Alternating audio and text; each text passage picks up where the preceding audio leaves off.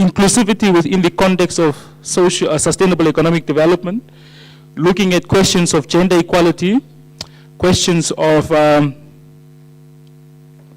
participation, and also questions of intergenerational justice within the context of sustainable use of natural resources. So there are 2 papers within our panel today that deals with questions of environmental law, climate change, and so forth. And then the others deal with issues around gender equality within the context of empowerment and sustainable economic development. So I want to firstly introduce to you our first presenter for today. We will start from the bottom up.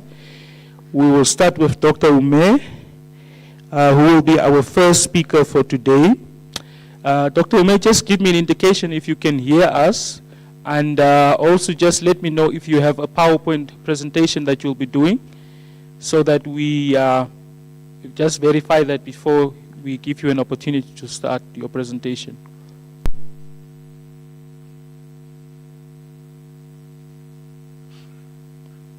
Dr. Ume?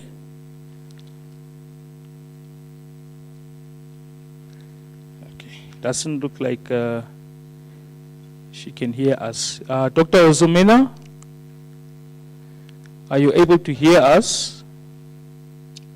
Yes, I am. Hello. Okay. Should we rather start with you? Because I see your presentation is available. Okay.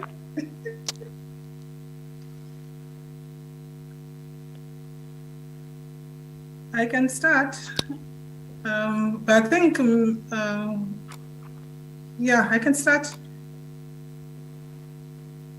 Okay. So we'll give the opportunity to Dr. Zumena, who will present on the topic of reconstructing gender inequality and the achievement of sustainable development goals in Africa, looking at it from the perspective of South Africa. She's from the University of Free State, I believe from the Center of Human Rights, if I'm not mistaken, Free State Center for Human Rights. Doc, the floor is yours. Okay. Do you have can you share my presentation, or do I have to share it by myself?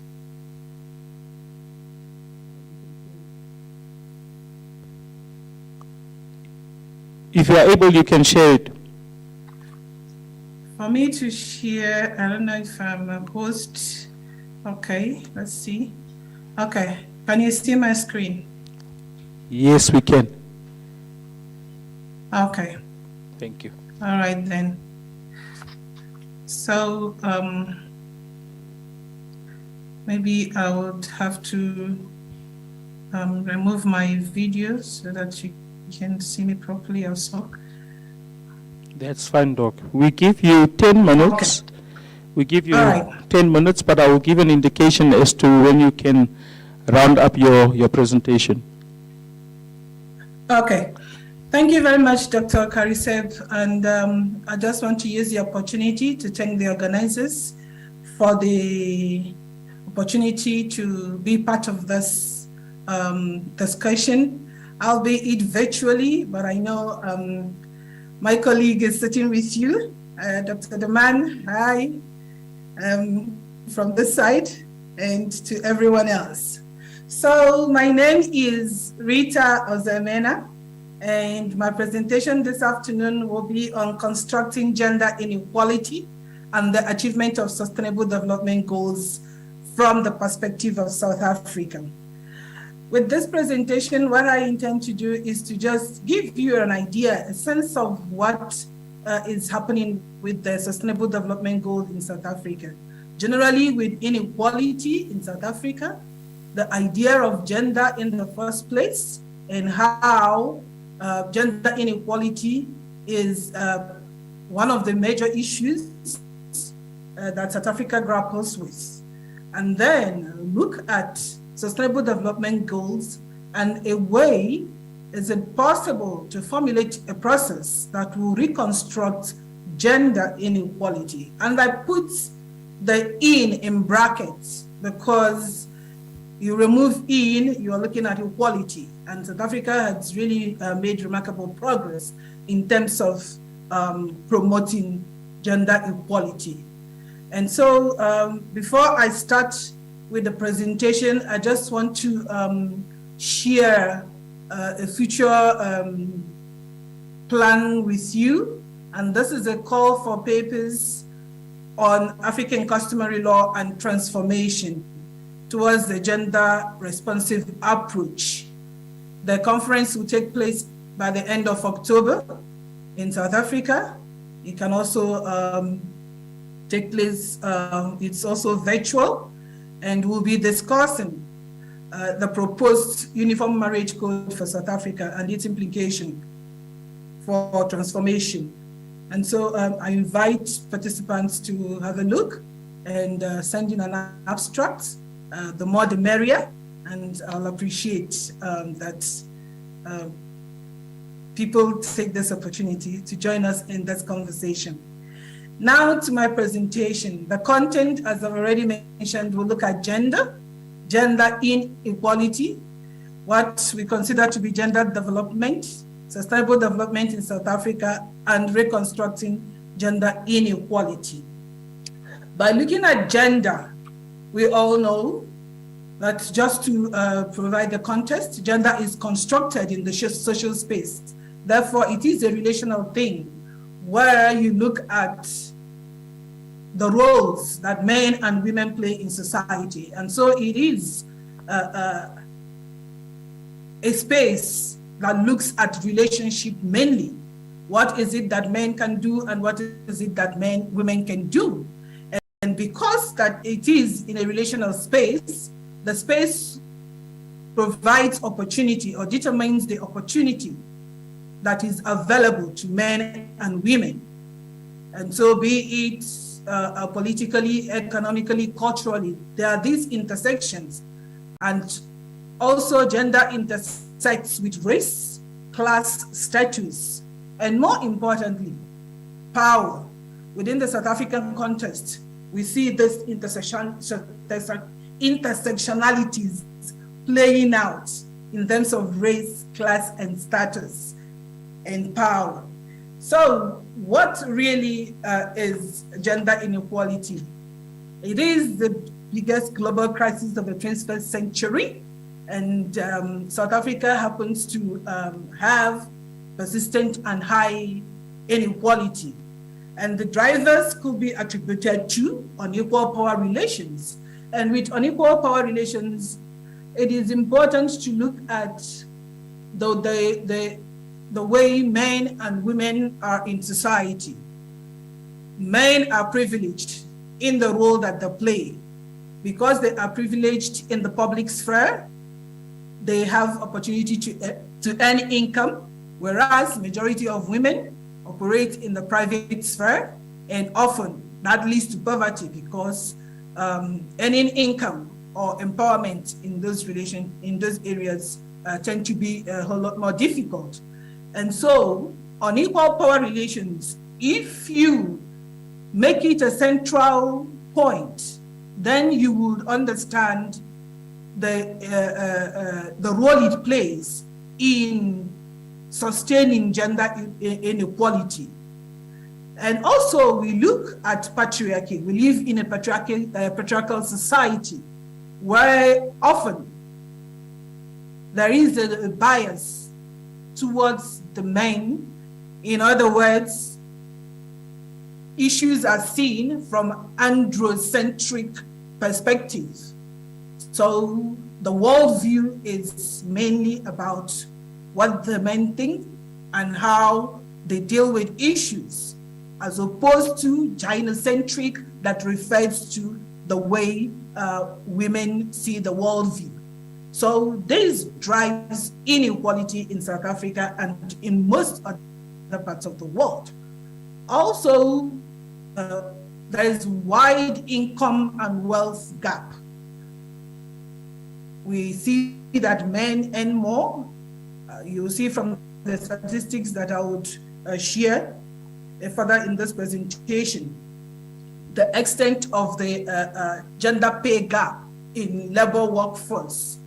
And so this definitely affects socioeconomic conditions. You have that mostly the majority of women live in poor socioeconomic conditions, thereby driving inequality.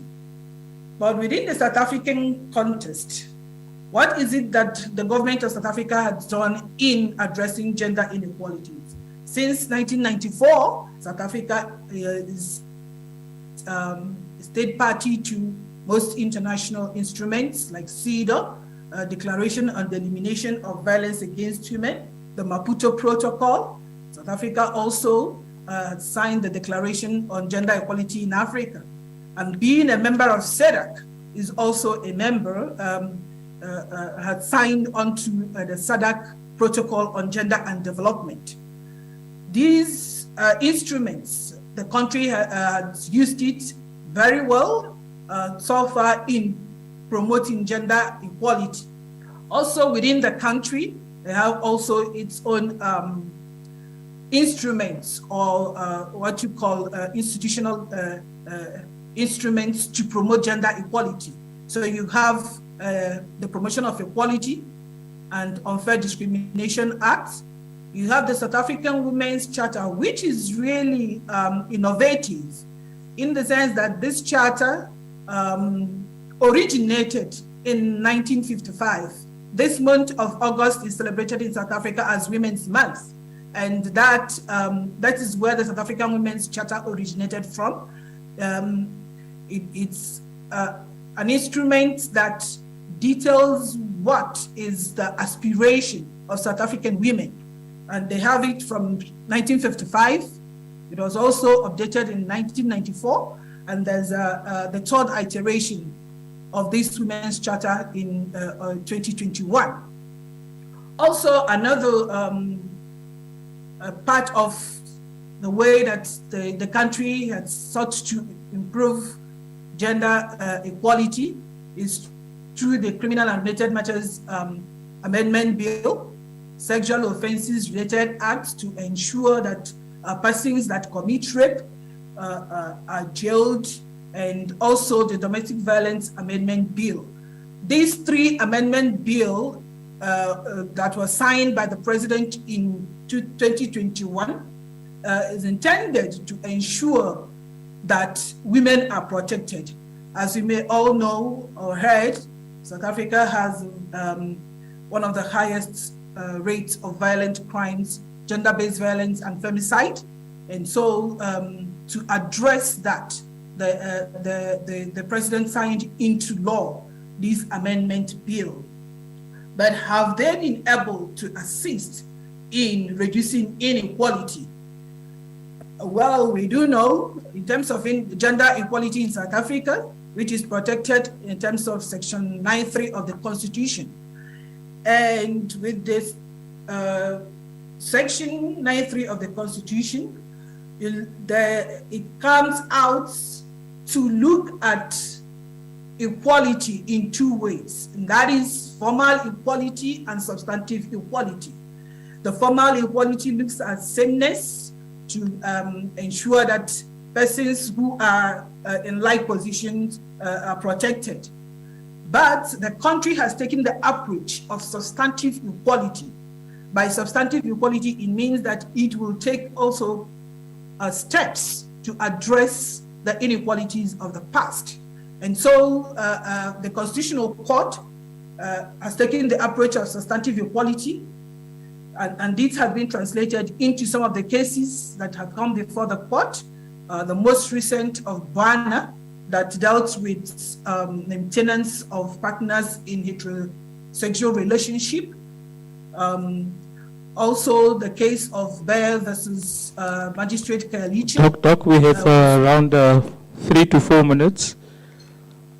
Okay, and so thank you. And so the South African process of promoting gender equality has been very significant, yet we do have issues. And so looking at Sustainable Development Goal and the targets that it has, and looking at South Africa's trajectory, effective participation, there is effective participation only in minimal spaces. The targets goal 5.1 looks at effective participation. With participation, you have only 50-50 participation in parliamentary sitting in South Africa. In terms of unpaid work and social protection, we do have social protection, but unemployment also exacerbates the issues.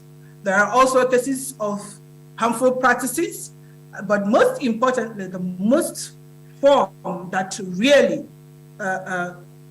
creates a lot of tension and challenges in South Africa is violence against women. And that is part of gender-based violence and femicide that I alluded to before. So also Sustainable Development Goal 10 has part of its targets of reducing income inequalities. And I refer to the South African context that generally women earn 25% less than men in terms of income. And so there's a gender pay gap. There's also a means, I'll go back to the slide, a means to ensure equal opportunity and end discrimination.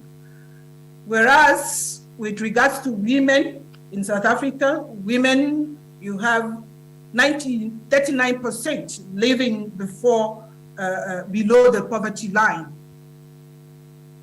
That is almost half of the population living below the poverty line.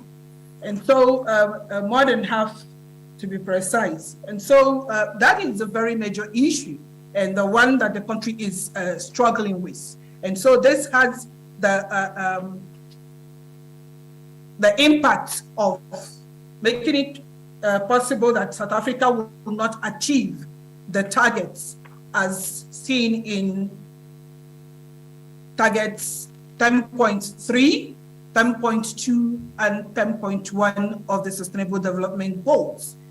And so, how do we address this? How do we reconstruct gender inequality? I think from my perspective, one way is to remove the rate determining step. And what is the rate determining step? The slowest step in any functional process. And in this instance, it is inequality. And so to reconstruct, first of all, gender is to make the human person central to any development agenda. Because if you know one of the mantras of the Sustainable Development Goal is to leave no one behind. But we can see that gender inequality is a form of justice that leaves everyone behind, and therefore is an impediment to achieving Sustainable Development Goal in South Africa. And so it is important that a key aspect of reconstructing gender is, in the first place, to look at the centrality of human person. The centrality of human person is also a key object of the right to development, which is a right under the African Charter, Article 22 of the African Charter. I think I would leave it there and wait for your questions. Thank you. Thank you, Doc.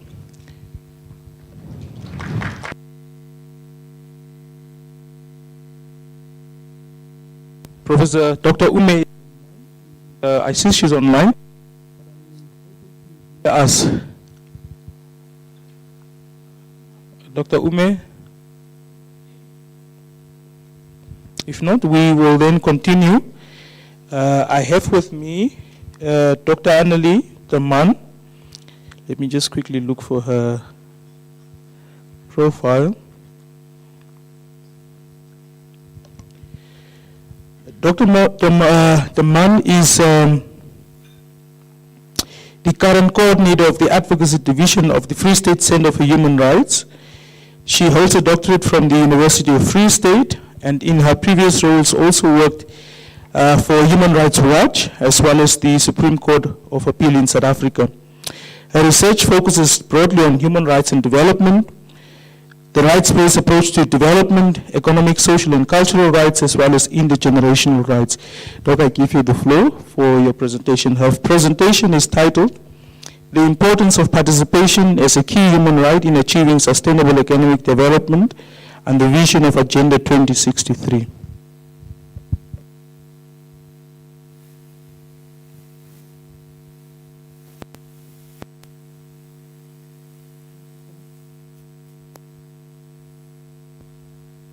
Green, is that green? Thank you everyone, and thank you for the opportunity to present the paper today. So as the chair already mentioned, the title of the paper is The Importance of Participation as a Key Human Right in Achieving Sustainable Economic Development. So the African Union's Agenda 2063, the Africa we want, is the current accepted framework to guide development on the African continent. The agenda is based on the Pan-African ideology, which calls for a united Africa that strives for sustainable economic development and transformation driven by its own citizens. Based on the recognition of the fundamental right to self-determination of the African people, traditional one-size-fits-all development approaches are rejected. Specifically, Agenda 2063 emphasizes the participation of citizens and stakeholders in the concept, design, implementation, and monitoring and evaluation of Agenda 2063 as a critical success factor. The principle of participation has been part of the international discourse on development since the 1950s. For Africa, it formed part of the calls for decolonization and respect for the rights to self-determination and sovereignty over natural resources. Unfortunately, participation is often confused with mere consultation or reduced to a single checklist item ticked off too hastily. As a result, the genuine meaning of participation and what it entails can sometimes be forgotten and the voices of the most vulnerable lost. On the contrary, popular participation in development requires all stakeholders and beneficiaries to be capable and empowered participants in all stages of the development process. This paper explores the requirements for genuine participation to ensure sustainable development that contributes to the Pan-African vision and the aspirations of Agenda 2063. Genuine participation is based on the empowerment of all stakeholders and a process of fostering critical consciousness and decision-making as the basis for active citizenship. The principle of participation will be examined as a foundational principle of the human rights-based approach to development. Compared to other development approaches, a human rights-based approach specifically relies on participation as a cornerstone of sustainable development. The benefits and importance of participation in achieving sustainable economic development will also be outlined. If time allows, I will conclude with a few recommendations based on lessons learned and best practice to assist stakeholders in harnessing the full potential this principle has to offer. I would like to start with a few remarks on the history of the principle of participation. In 1986, the United Nations General Assembly formally adopted the Declaration on the Right to Development. Through this, the United Nations officially recognized the relationship between human rights and development exists. In Article 1, the Declaration recognizes the right to development as an inalienable human right by virtue of which every human person and all peoples are entitled to participate in, contribute to, and enjoy economic, social, cultural, and political development in which all human rights and fundamental freedoms can be fully realized. Article 2.3 further holds that states have the right and the duty to formulate appropriate national development policies that aim at the constant improvement of the well-being of the entire population of all individuals on the basis of their active, full, and meaningful participation in development. It is argued that the Declaration recognizes development as a human-centered participatory process and links human development to the realization of international human rights obligations. During the 1990s, the principle of participation gained traction under the human rights-based approach to development, which relied on participation as one of its cornerstones.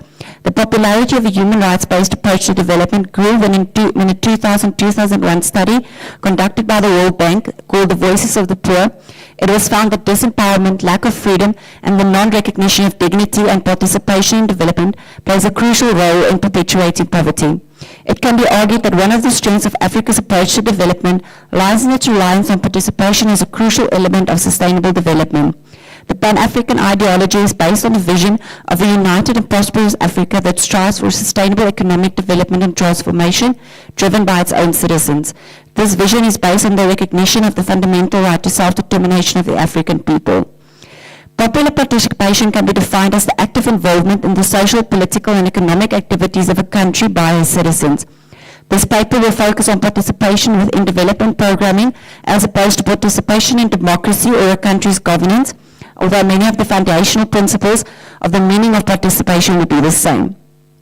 Meanings of participation are multiple and range from people participating by providing information to development agencies for designing projects, to people analyzing problems and participating in decision-making as genuine protagonists. Unfortunately, many stakeholders in development processes tend to view participation as mere consultation. ADENAUER agrees that this is especially the case under the neoliberal agenda. In contrast, popular participation in development, as recognized in the Declaration on the Right to Development, requires all stakeholders and beneficiaries to be capable and powerful participants in all stages of the development process. ADENAUER has delineated the two different notions as follows. Consultation is about seeking the views and opinions of a people or group for the validation or revision of an agenda or policy over which there are some set views, agenda, or policy positions. Popular participation, on the other hand, connotes a situation in which the people define the agenda, priorities, and scope of activities or development policy. It is a situation in which the people constitute the means and ends of a process as the initiators, agencies, and beneficiaries of a process, issue, or policy. Popular participation implies the mass involvement of people in the social processes of society, including the political and economic realms. In this process, people participate either directly or indirectly to influence decisions that affect their life choices.